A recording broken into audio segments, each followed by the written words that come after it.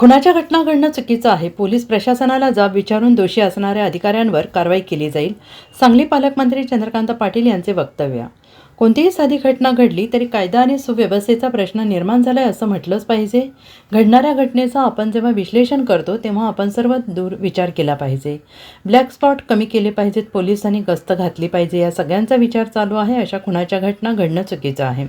यावर पोलीस प्रशासनाला जाब विचारला जाईल. त्यांना नोटीस देऊन त्यांच्याकडून म्हणणं ऐकून घेतलं जाईल. वेळप्रसंगी या दोषी असणाऱ्या अधिकाऱ्यांवर कारवाई करणार असल्याचं सांगलीचे पालकमंत्री चंद्रकांत पाटील यांनी प्रसारमाध्यमांशी बोलताना म्हटलं आहे.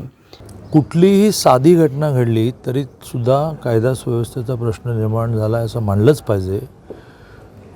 परंतु घडणाऱ्या घटनेचं जेव्हा आपण विश्लेषण करतो, म्हणजे मला मान्य आहे की सर्वदूर पोलीस असले पाहिजे, सर्वदूर प्रकाश असला पाहिजे, सर्वदूर ब्लॅक स्पॉट नाहीसे केले पाहिजेत, प्रयत्न चाललेला असतो आणि त्यामुळे गेल्या काही दिवसामध्ये खूप नियंत्रणातही आलेलं आहे.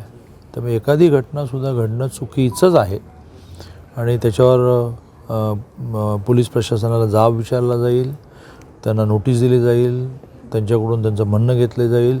वेळप्रसंगी 4 अधिकारी त्याच्यातले दोषी असतील त्यांच्यावर कारवाई पण केली जाईल. जिल्हा परिषद पंचायत समितीसाठी सभा आज घेताय तुम्ही दिवसभर, काय अंदाज आहे एकूण जिल्ह्यामध्ये?